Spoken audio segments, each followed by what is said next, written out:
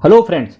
अभी मैंने कुछ दिन पहले यानी कि रिसेंटली ही अभी क्या किया, मैंने लार्ज और मिड कैप म्यूचुअल फंड्स के इन डेप्थ एनालिसिस में करके ला रहा हूं आपके लिए। तो तीन तीन म्यूचुअल फंड्स का कंपेयर मैं कर चुका हूं, जिसमें अगर मैं आपको एक शॉर्ट में एक फास्ट ट्रैक मोड पे अगर आपको मैं रिव्यू देने की कोशिश करूं तो देखिए, बड़ौदा बीएनपी पेरिवेस का हो गया, Canara Robeco emerging equity mutual fund का हो गया, टाटा लार्ज और मिड कैप का हो गया। ठीक है, इसके साथ साथ अगर मैं बात करूं तो मेरा एसेट एमर्जिंग इक्विटी फंड हो गया, साथ ही साथ क्वांट लार्ज और मिड कैप म्यूचुअल फंड हो गया, इसके साथ साथ आईसीआईसीआई प्रूडेंशियल का लार्ज और मिड कैप म्यूचुअल फंड हो गया।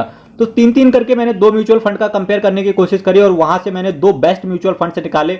अब इन्वेस्टर्स को एक डाउट होगा कि जो मेरा कंटिन्यूअसली वीडियो फॉलो कर रहे हैं तो उनको वो डाउट होगा। अगर जिनको डाउट नहीं आ रहा है कि ये आज क्या बात चल रही है यहाँ पर, तो मेरे मित्रों मैं उनसे कहना चाहूंगा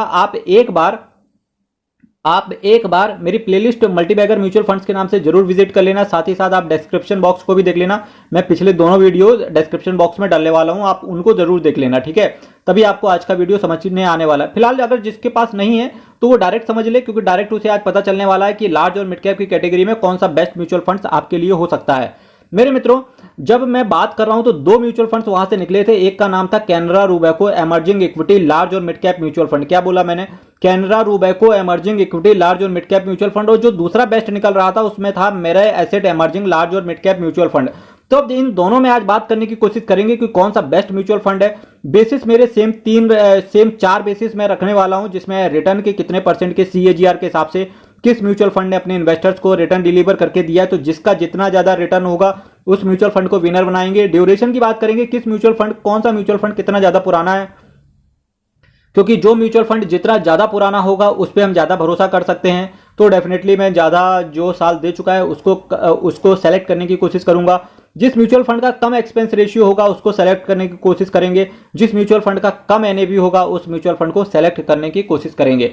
मेरे मित्रों, Canara Robeco emerging equity large और मिड कैप म्यूचुअल फंड की बात करेंगे तो इसने जो रिटर्न है 20.11% के सीएजीआर के हिसाब से रिटर्न अपने इन्वेस्टर्स की झोली में डाल के दिया है। ड्यूरेशन की बात करेंगे तो इस म्यूचुअल फंड को 10 साल हो चुका है। एक्सपेंस रेशियो की बात करेंगे तो 0.56% का ये आपसे एक्सपेंस रेशियो चार्ज करेगा। एनएवी की बात करेंगे 187 रुपए का इसका एनएवी है। वहीं अगर मैं बात करूं मेरा एसेट एमर्जिंग लार्ज और मिड कैप म्यूचुअल फंड की, तो अगर मैं इसके रिटर्न की बात करूंगा तो 21.82% के सीएजीआर के हिसाब से अपने इन्वेस्टर्स को ये रिटर्न डिलीवर करते हुए देखने को मिला है। और ये कारनामा इसने पिछले 10 सालों में किया है। अगर मैं इसके एक्सपेंस रेशियो की बात करेंगे तो 0.63% का ये आपसे एक्सपेंस रेशियो चार्ज करते रहेगा। इसके एनएवी की बात करेंगे तो केवल 109 रुपए का इसका एनएवी है। अब देखो, आपके सामने दोनों म्यूचुअल फंड्स का मैथमेटिक्स आपके सामने रखा हुआ है। रिटर्न के हिसाब से बात करेंगे तो डेफिनेटली मेरा एसेट का रिटर्न ज्यादा निकल रहा है। ड्यूरेशन की बात करेंगे तो दोनों में टाई हो गया, क्योंकि दोनों 10-10 साल दे चुके हैं। एक्सपेंस रेशियो की बात करेंगे तो कहीं ना कहीं जो एक्सपेंस रेशियो है वो कैनरा रूबेको एमर्जिंग लार्ज और मिड कैप म्यूचुअल फंड का एक्सपेंस रेशियो कम है, क्योंकि केवल है 0.56% का। तो यहां से कैनरा रूबेको विनर होते हुए देखने को मिल रहा है। एनएवी की बात करेंगे तो मेरा एसेट एमर्जिंग लार्ज और मिड कैप म्यूचुअल फंड का एनएवी सबसे कम है, जो कि है केवल 109 रुपए। तो ऑल इन ऑल दोनों को कंपेयर करके पता चल रहा है कि आज जो बेस्ट म्यूचुअल फंड निकल के आ रहा है उसका नाम है मेरा एसेट एमर्जिंग लार्ज और मिड कैप म्यूचुअल फंड। पर मेरे मित्रों, अभी 6-7 महीने से यह देखा गया है कि इस म्यूचुअल फंड ने ज्यादा इन्वेस्टर्स को रिटर्न डिलीवर करते नहीं देखा है।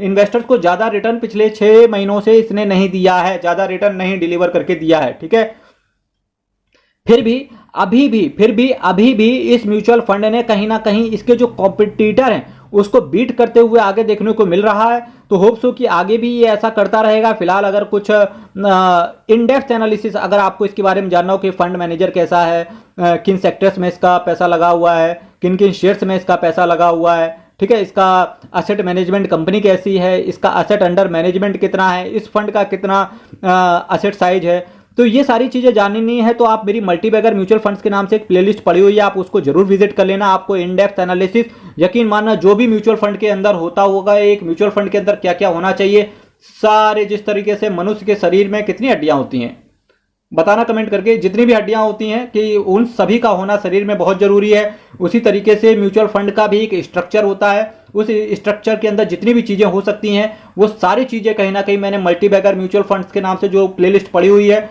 वहां पर आपको बताने की कोशिश करिए। मेरे मित्रों, चैनल आप सब्सक्राइब कर लेना, वीडियो शेयर कर देना, जो कि काफी ज्यादा मोटिवेशन होता है। और 5000 सब्सक्राइबर का यहां पर एक टारगेट चल रहा है, जो कि केवल आपके एक सब्सक्राइब बटन पे जो राइट हैंड पे बना हुआ है उसको दबाने के बाद ही पॉसिबल हो पाएगा। तो आप मेरी हेल्प करो 5000 सब्सक्राइबर के माइलस्टोन को पहुंचने तक, और मैं आपकी हेल्प करूंगा स्टॉक मार्केट के अंदर, म्यूचुअल फंड के अंदर। जो लास्ट में म्यूचुअल फंड बैठा होगा ना बिल्कुल कुन्ने में छुप के, उसको भी निकाल के इस चैनल पर प्रोवाइड करा दिया जाएगा आपके सामने, ताकि आप सीखो बहुत, कमाओ बहुत। और बस हमारी जर्नी ऐसी ही चलती रहेगी, क्योंकि फाइनेंस एक ऐसी लिटरेसी है जो भारत के हर इंसान को बिल्कुल फ्री में अवेलेबल होना चाहिए। चलिए कल फिर आपके सामने बात करेंगे कुछ नए म्यूचुअल फंड्स के साथ। तब तक के लिए आप अपना ख्याल रखें। बहुत बहुत धन्यवाद।